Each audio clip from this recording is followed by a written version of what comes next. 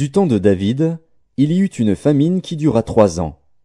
David chercha la face de l'Éternel, et l'Éternel dit, « C'est à cause de Saül et de sa maison sanguinaire, c'est parce qu'il a fait périr les Gabaonites. » Le roi appela les Gabaonites pour leur parler. Les Gabaonites n'étaient point d'entre les enfants d'Israël, mais c'était un reste des Amoréens.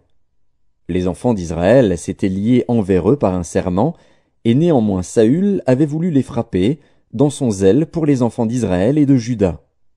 David dit aux Gabaonites, « Que puis-je faire pour vous, et avec quoi ferai-je expiation, afin que vous bénissiez l'héritage de l'Éternel » Les Gabaonites lui répondirent, « Ce n'est pas pour nous une question d'argent et d'or avec Saül et avec sa maison, et ce n'est pas à nous qu'il appartient de faire mourir personne en Israël. » Et le roi dit, « Que voulez-vous donc que je fasse pour vous » Ils répondirent au roi, « Puisque cet homme nous a consumés, et qu'il avait le projet de nous détruire pour nous faire disparaître de tout le territoire d'Israël, qu'on nous livre à 7 hommes d'entre ses fils, et nous les pendrons devant l'Éternel à Gibéa de Saül, l'élu de l'Éternel. » Et le roi dit, « Je les livrerai. » Le roi épargna Méphibosheth, fils de Jonathan, fils de Saül, à cause du serment qu'avaient fait entre eux, devant l'Éternel, David et Jonathan, fils de Saül.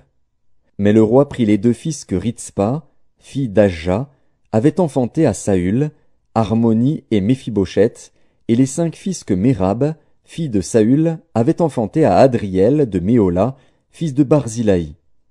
Et il les livra entre les mains des Gabaonites, qui les pendirent sur la montagne devant l'Éternel. Tous les 7 périrent ensemble. Ils furent mis à mort dans les premiers jours de la moisson, au commencement de la moisson des orges. Ritzpa, fille d'Ajja, prit un sac et l'étendit sous elle contre le rocher, depuis le commencement de la moisson jusqu'à ce que la pluie du ciel tombât sur eux. Et elle empêcha les oiseaux du ciel de s'approcher d'eux pendant le jour, et les bêtes des champs pendant la nuit. On informa David de ce qu'avait fait Ritzpa, fille d'Ajja, concubine de Saül. Et David alla prendre les os de Saül et les os de Jonathan, son fils, chez les habitants de Jabès en Galaad, qui les avaient enlevés de la place de Beth-Shan, où les Philistins les avaient suspendus lorsqu'ils battirent Saül à Gilboa. Il emporta de là les os de Saül et les os de Jonathan, son fils. Et l'on recueillit aussi les os de ceux qui avaient été pendus.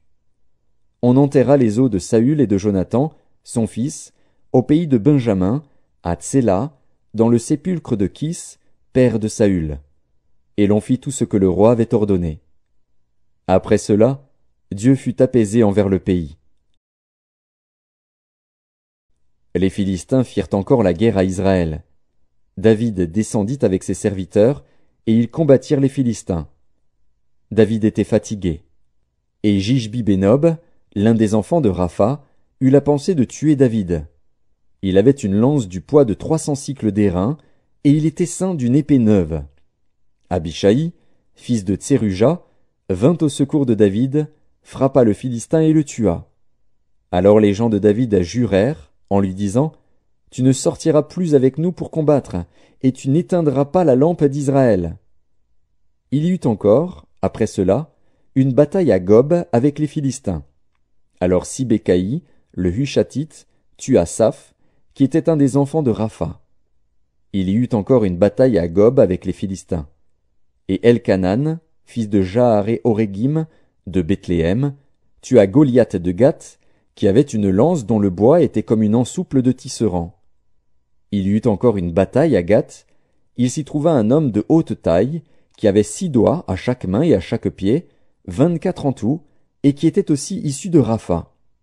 Il jeta un défi à Israël, et Jonathan, fils de Chiméa, frère de David, le tua. Ces 4 hommes étaient des enfants de Rapha à Gath. Ils périrent par la main de David et par la main de ses serviteurs. David adressa à l'Éternel les paroles de ce cantique, lorsque l'Éternel l'eut délivré de la main de tous ses ennemis et de la main de Saül. Il dit, « L'Éternel est mon rocher, ma forteresse, mon libérateur. Dieu est mon rocher, où je trouve un abri, mon bouclier et la force qui me sauve, ma haute retraite et mon refuge. Ô mon Sauveur, tu me garantis de la violence. Je m'écrie, Loué soit l'Éternel! Et je suis délivré de mes ennemis.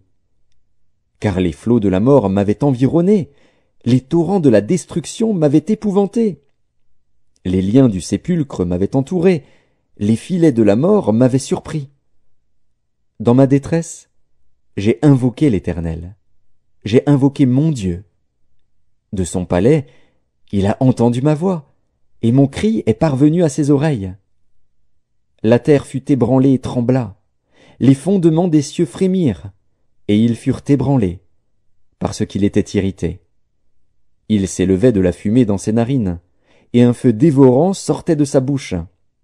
Il en jaillissait des charbons embrasés. Il abaissa les cieux, et il descendit. Il y avait une épaisse nuée sous ses pieds. Il était monté sur un chérubin, et il volait. Il paraissait sur les ailes du vent. Il faisait des ténèbres une tente autour de lui. Il était enveloppé d'amas d'eau et de sombres nuages. De la splendeur qui le précédait s'élançaient des charbons de feu. L'Éternel tonna des cieux, le Très-Haut fit retentir sa voix. Il lança des flèches et dispersa mes ennemis, la foudre, et les mit en déroute. Le lit de la mer apparut, les fondements du monde furent découverts par la menace de l'Éternel, par le bruit du souffle de ses narines. Il étendit sa main d'en haut, il me saisit, il me retira des grandes eaux. Il me délivra de mon adversaire puissant, de mes ennemis qui étaient plus forts que moi. Il m'avait surpris au jour de ma détresse, mais l'Éternel fut mon appui. Il m'a mis au large, il m'a sauvé, parce qu'il m'aime. L'Éternel m'a traité selon ma droiture, il m'a rendu selon la pureté de mes mains. Car j'ai observé les voies de l'Éternel, et je n'ai point été coupable envers mon Dieu.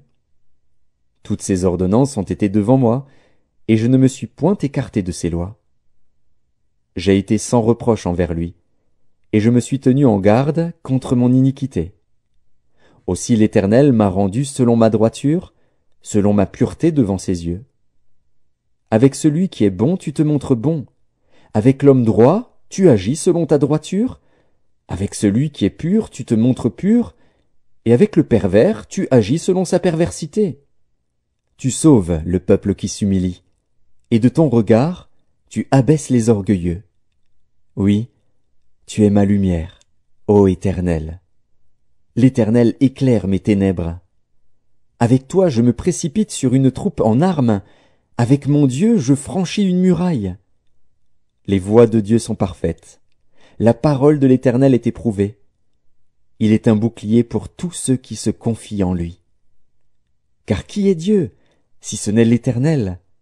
Et qui est un rocher, si ce n'est notre Dieu? C'est Dieu qui est ma puissante forteresse, et qui me conduit dans la voie droite. Il rend mes pieds semblables à ceux des biches, et il me place sur mes lieux élevés. Il exerce mes mains au combat, et mes bras tendent l'arc d'airain. Tu me donnes le bouclier de ton salut, et je deviens grand par ta bonté. Tu élargis le chemin sous mes pas, et mes pieds ne chancellent point. Je poursuis mes ennemis, et je les détruis. Je ne reviens pas avant de les avoir anéantis. Je les anéantis, je les brise, et ils ne se relèvent plus. Ils tombent sous mes pieds. Tu me ceins de force pour le combat. Tu fais plier sous moi mes adversaires. Tu fais tourner le dos à mes ennemis devant moi, et j'extermine ceux qui me haïssent. Ils regardent autour d'eux, et personne pour les sauver.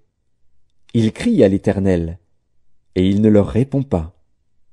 Je les broie comme la poussière de la terre, je les écrase, je les foule, comme la boue des rues. Tu me délivres des dissensions de mon peuple. Tu me conserves pour chef des nations. Un peuple que je ne connaissais pas m'est asservi. Les fils de l'étranger me flattent. Ils m'obéissent au premier ordre. Les fils de l'étranger sont en défaillance. Ils tremblent hors de leur forteresse. Vive l'Éternel est vivant, et béni soit mon rocher.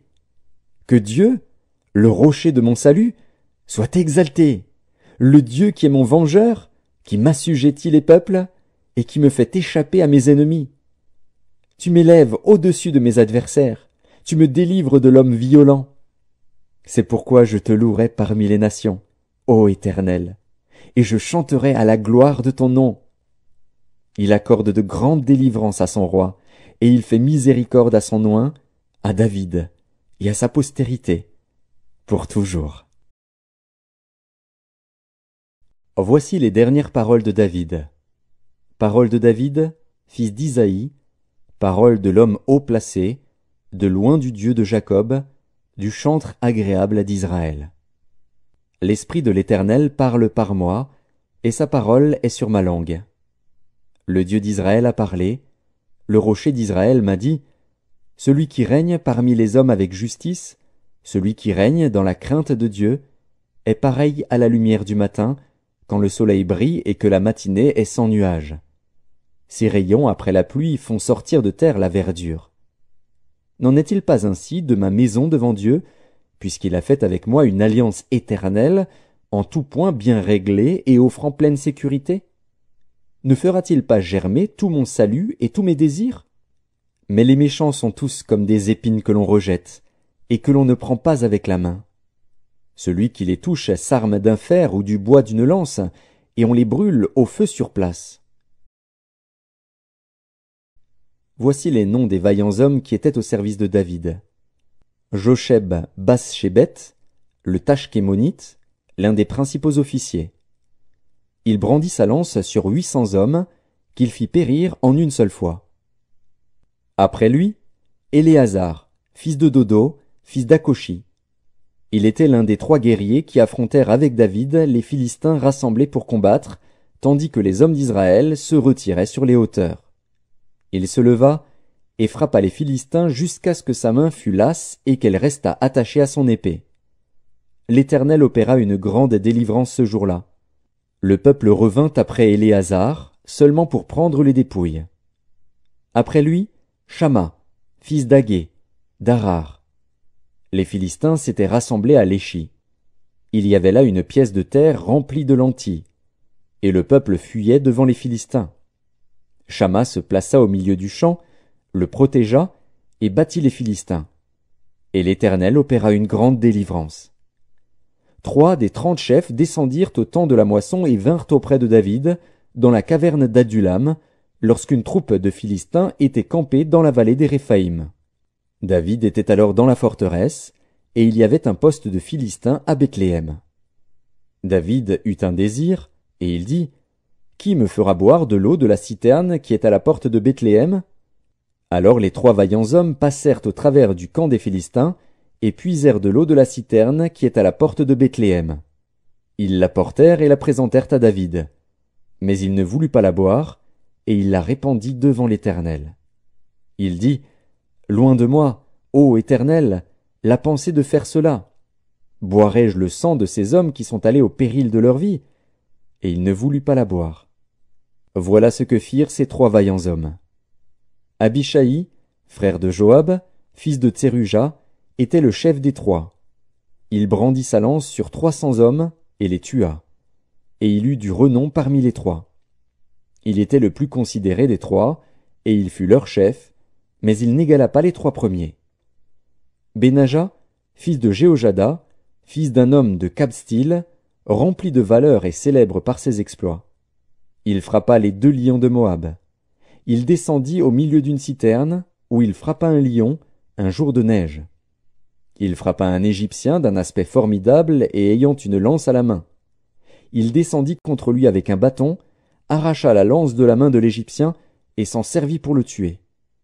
Voilà ce que fit Benaja, fils de Jéhojada, et il eut du renom parmi les 3 vaillants hommes. Il était le plus considéré des 30, mais il n'égala pas les 3 premiers. David l'admit dans son conseil secret. Asaël, frère de Joab, du nombre des 30, Elkanan, fils de Dodo, de Bethléem, Shamma, de Harod, Elika, de Harod, Héletz, de Pélet, Ira, fils d'Ikesh, de Tekoa, Abiézer, d'Anatoth, Mebunaï, de Husha, Salmon, d'Akoar, Maharaï, de Netopha, Éleb, fils de Baana, de Netopha, Itaï, fils de Ribaï, de Gibéa des fils de Benjamin. Benaja, de Piraton, Hidaï, de Nakhalé-Gaash, Abi-Albon, d'Araba, Azmavet, de Barcum, Eliashba, de Shaalbon, Bené-Jachen, Jonathan. Shama, d'Arar, Akiam, fils de Charar, d'Arar, Éliphélet, fils d'Akasbaï, fils d'un Maacassien, Eliam, fils d'Akitophel, de Gilo, Etzraï, de Carmel, Paaraï, d'Arab, Jigéel, fils de Nathan, de Tsoba, Bani, de Gad, Tsélek, l'Ammonite, Naharaï, de Béhéroth, qui portait les armes de Joab, fils de Tseruja, Ira, de Jéter, Gareb, de Jéter, Uri, le Hétien, en tout 37. La colère de l'Éternel s'enflamma de nouveau contre Israël, et il excita David contre eux, en disant « Va, fais le dénombrement d'Israël et de Juda. » Et le roi dit à Joab, qui était chef de l'armée et qui se trouvait près de lui, « Parcours toutes les tribus d'Israël, depuis Dan jusqu'à Beër-Shéba, qu'on fasse le dénombrement du peuple, et que je sache à combien il s'élève. » Joab dit au roi, « Que l'Éternel, ton Dieu, rende le peuple 100 fois plus nombreux, et que les yeux du roi mon seigneur le voient. Mais pourquoi le roi mon seigneur veut-il faire cela ?» Le roi persista dans l'ordre qu'il donnait à Joab et aux chefs de l'armée. Et Joab et les chefs de l'armée quittèrent le roi pour faire le dénombrement du peuple d'Israël. Ils passèrent le Jourdain, et ils campèrent à Aroër, à droite de la ville qui est au milieu de la vallée de Gad, et près de Jaézer. Ils allèrent en Galaad et dans le pays de Taktim-Odji. Ils allèrent à Dan-Jaan et aux environs de Sidon. Ils allèrent à la forteresse de Tyr et dans toutes les villes des Héviens et des Cananéens. Ils terminèrent par le midi de Juda, à Beër-Shéba. Ils parcoururent ainsi tout le pays, et ils arrivèrent à Jérusalem au bout de 9 mois et 20 jours. Joab remit au roi le rôle du dénombrement du peuple. Il y avait en Israël 800 000 hommes de guerre tirant l'épée, et en Juda 500 000 hommes. David sentit battre son cœur, après qu'il eut ainsi fait le dénombrement du peuple. Et il dit à l'Éternel, « J'ai commis un grand péché en faisant cela. Maintenant, ô Éternel, daigne pardonner l'iniquité de ton serviteur, car j'ai complètement agi en insensé. » Le lendemain, quand David se leva, la parole de l'Éternel fut ainsi adressée à Gad le prophète, le voyant de David. « Va dire à David, ainsi parle l'Éternel, je te propose 3 fléaux. Choisis-en un, et je t'en frapperai. » Gad alla vers David, et lui fit connaître la chose, en disant, « Veux-tu 7 années de famine dans ton pays, ou bien 3 mois de fuite devant tes ennemis qui te poursuivront, ou bien 3 jours de peste dans ton pays? Maintenant choisis, et vois ce que je dois répondre à celui qui m'envoie. » David répondit à Gad, « Je suis dans une grande angoisse.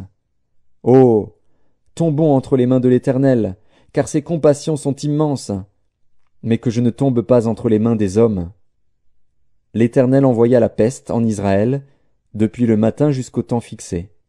Et, de Dan à Beër-Shéba, il mourut 70 000 hommes parmi le peuple. Comme l'ange étendait la main sur Jérusalem pour la détruire, l'Éternel se repentit de ce mal, et il dit à l'ange qui faisait périr le peuple, « Assez! Retire maintenant ta main. » L'ange de l'Éternel était près de l'aire d'Aravna, le Jébusien. David, voyant l'ange qui frappait parmi le peuple, dit à l'Éternel, « Voici, j'ai péché. C'est moi qui suis coupable. Mais ces brebis, qu'ont-elles fait? Que ta main soit donc sur moi et sur la maison de mon père. » Ce jour-là, Gad vint auprès de David et lui dit, « Monte, élève un autel à l'Éternel dans l'aire d'Aravna, le Jébusien. » David monta, selon la parole de Gad, comme l'Éternel l'avait ordonné. Aravna regarda, et il vit le roi et ses serviteurs qui se dirigeaient vers lui. Et Aravna sortit, et se prosterna devant le roi, le visage contre terre. Aravna dit, « Pourquoi mon seigneur le roi vient-il vers son serviteur ?» Et David répondit, « Pour acheter de toi l'air et pour y bâtir un autel à l'Éternel, afin que la plaie se retire de dessus le peuple. » Aravna dit à David, « Que mon seigneur le roi prenne l'air, et qu'il y offre les sacrifices qui lui plaira. Vois, les bœufs seront pour l'holocauste, et les chars avec l'attelage serviront de bois. » Aravna donna le tout au roi. Et Aravna dit au roi, « Que l'Éternel ton Dieu te soit favorable. » Mais le roi dit à Aravna, « Non, je veux l'acheter de toi à prix d'argent, et je n'offrirai point à l'Éternel, mon Dieu, des holocaustes qui ne me coûtent rien. » Et David acheta l'air et les bœufs pour 50 sicles d'argent. David bâtit là un autel à l'Éternel, et il offrit des holocaustes et des sacrifices d'action de grâce. Alors l'Éternel fut apaisé envers le pays, et la plaie se retira d'Israël.